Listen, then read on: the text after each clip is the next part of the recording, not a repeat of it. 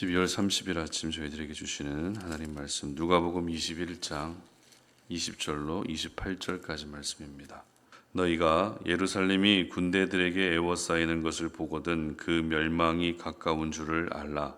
그때에 유대에 있는 자들은 산으로 도망갈 것이며 성내에 있는 자들은 나갈 것이며 촌에 있는 자들은 그리로 들어가지 말지어다.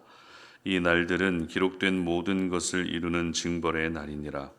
그날에는 아이 뵌 자들과 젖 먹이는 자들에게 화가 있으리니 이는 땅에 큰 환난과 이 백성에게 진노가 있겠음이로다.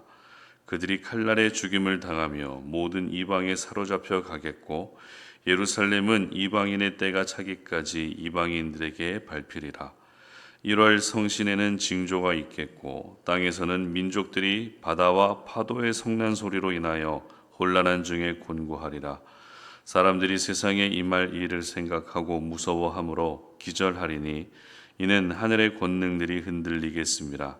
그때 사람들이 인자가 구름을 타고 능력과 큰 영광으로 오는 것을 보리라. 이런 일이 되기를 시작하거든 일어나 머리를 들라. 너희 속량이 가까웠느니라 하시더라. 아멘. 멸망이 있어야 구원도 있다라는 제목으로 오늘 아침 말씀 전합니다. 우리가 살아가면서 어떤 특정 의미를 강조하기 위해서 서로 반대되는 극과 극의 표현들을 사용할 때가 가끔 있습니다. 예를 들면 이런 거죠. 잃어버림이 있어야 찾는 기쁨이 있다.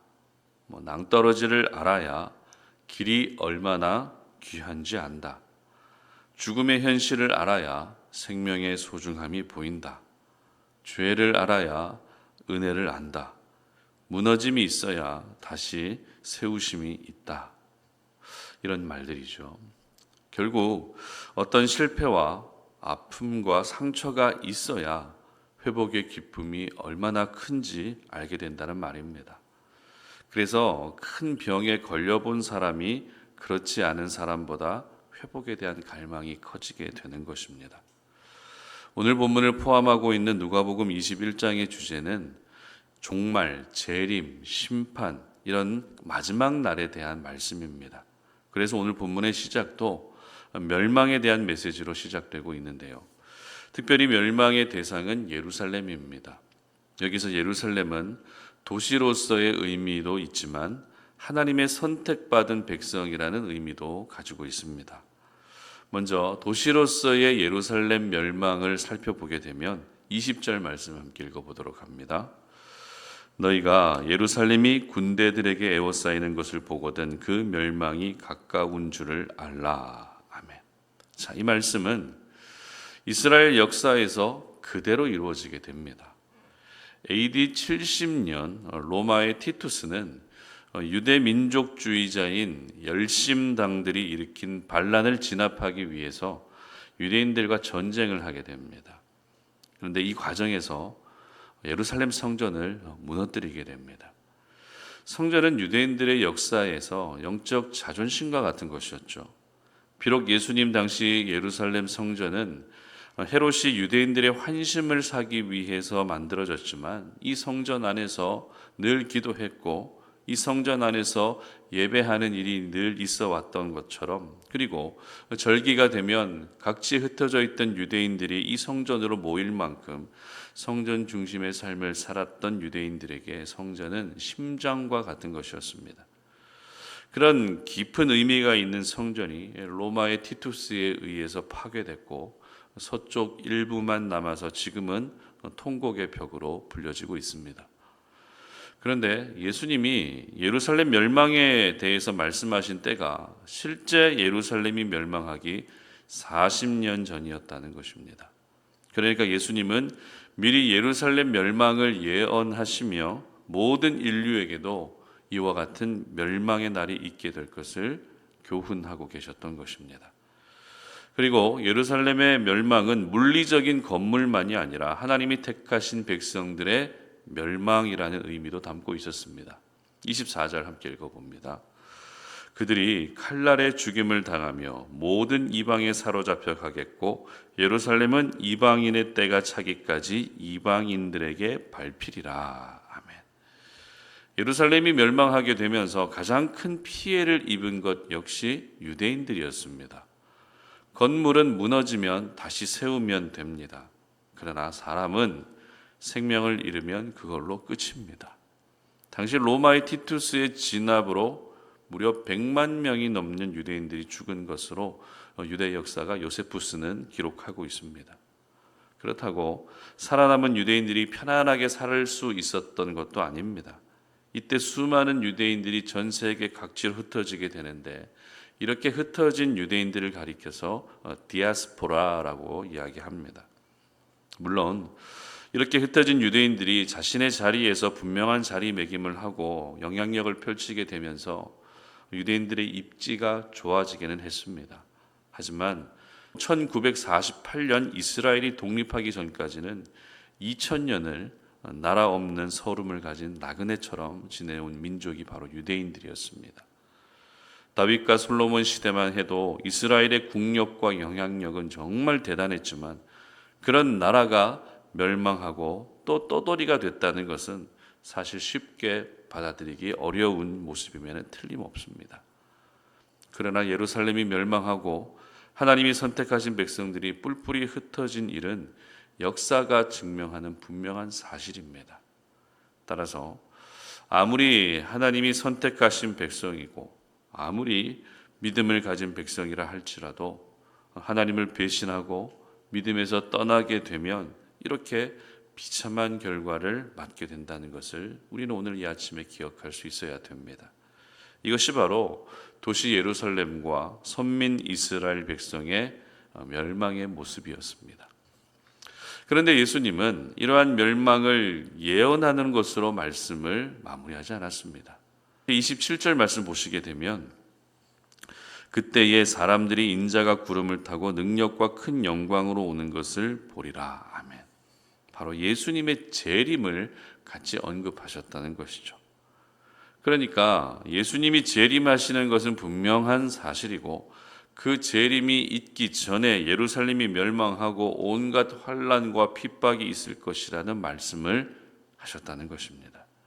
그렇다면 예수님의 재림이 우리에게 어떤 의미가 있을까요? 일단 사람이라면 절대 피할 수 없는 것이 심판이죠.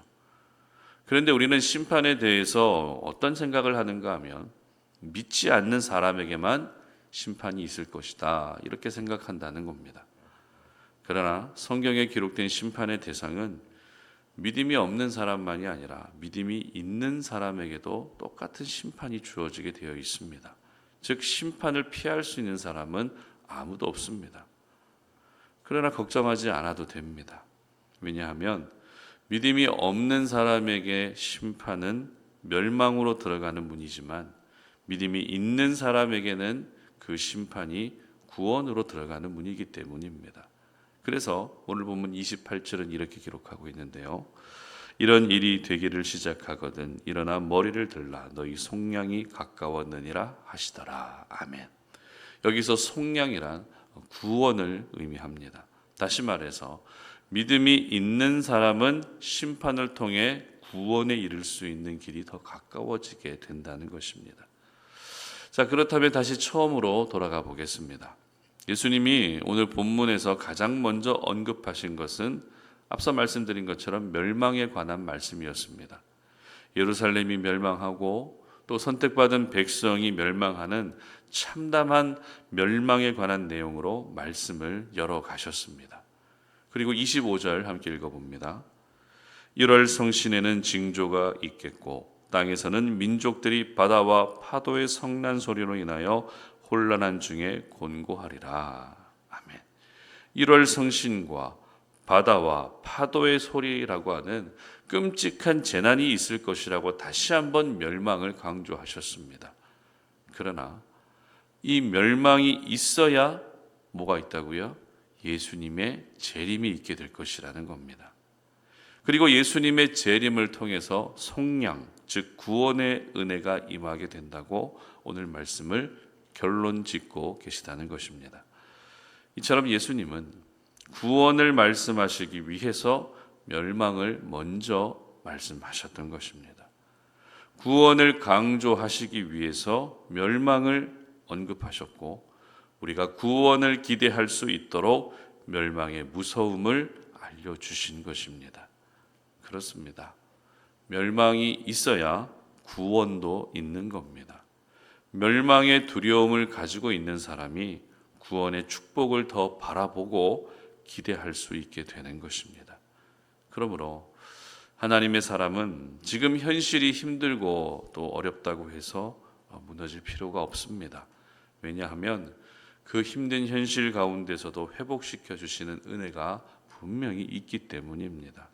상처와 쓴 뿌리가 심각한 트라우마가 되어서 여러분을 괴롭혀도 낙심하지 않아도 됩니다. 왜냐하면 그 트라우마에서 자유케 해주시는 은혜가 있기 때문입니다. 그래서 예수 믿는 사람에게는 완전한 절망이란 없는 겁니다. 예수 믿는 사람에게는 포기도 없고 좌절도 없고 낙심도 없는 겁니다. 우리가 예수님을 향한 믿음만 가지고 있다면 모든 절망 가운데서도 다시 회복시켜 주시기 때문에 오늘도 우리는 그 은혜를 사모할 수 있어야 되는 것입니다. 빛이 언제 가장 빛이 납니까? 어두울 때 빛이 더 납니다. 실패를 겪은 사람일수록 더 단단해지고 성숙해지는 겁니다. 인생에서 많은 아픔을 겪은 사람일수록 사람에 대한 이해가 더 깊어지게 되는 겁니다. 하나님은 우리의 인생이 절대 어두움에서 그냥 끝나게 하지 않으십니다. 실패에서 끝나게 하지 않으시고 아픔에서 끝나게 하지도 않으십니다. 멸망에서 끝나게 하는 것도 아닙니다. 하나님의 자녀들의 마지막은 멸망이 아니라 바로 구원입니다. 바라기는 하나님이 약속하신 구원을 기다리고 또 멸망과 같은 이 땅에서의 삶을 오늘도 잘 견뎌낼 수 있었으면 좋겠습니다. 2025년이 저물어 가고 있습니다. 올 한 해 여러분 멸망과 같은 그런 하루하루를 보내셨습니까? 그러나 그렇게 우리의 인생이 끝나는 것이 절대 아닙니다. 멸망을 겪고 아픔을 겪고 힘든 시간을 겪었다면 그 시간들 속에서도 다시 회복시켜 주시는 은혜가 반드시 있게 될 것입니다. 그래서 하나님이 약속하신 구원의 은혜가 저와 여러분만이 아니라 지금도 멸망을 향해 달려가고 있는 주변의 많은 사람들에게도 그 은혜가 반드시 나타날 수 있었으면 좋겠습니다. 오늘 하루 살아가실 때 여러분이 만나는 한 분 한 분에게 당신의 삶의 마지막은 멸망이 아니라 구원이라고 희망과 소망의 메시지를 전해줄 수 있는 그런 날이 되시기를 주님의 이름으로 축복합니다. 함께 기도합니다. 하나님 감사합니다. 우리가 오늘도 주님의 거룩한 말씀을 통해서 우리의 인생의 마지막은 멸망이 아니라 구원이라는 사실을 깨닫습니다. 심판이 아니라 은혜와 축복이라는 사실을 알게 됩니다. 비록 이 땅에서의 삶이 고달프고 늘 힘든 하루하루가 반복되고 있지만 그러나 하나님은 우리의 인생이 그렇게 끝나도록 내버려 두지 않으십니다. 믿음을 가진 주의 백성들에게 하나님의 귀한 속량이 기다리고 있다는 사실을 기억하오니 오늘 우리가 이 땅을 살아가면서 문제 때문에 무너지는 일들이 생기지 않게 하시고 영원히 우리를 지키시고 우리와 함께 하시고 우리에게 가장 아름다운 마지막을 허락해 주실 하나님의 귀한 은혜를 기억하며 오늘도 믿음의 자리에서 살아갈 수 있도록 도와주시옵소서. 감사드리며 예수님의 이름으로 기도드립니다. 아멘.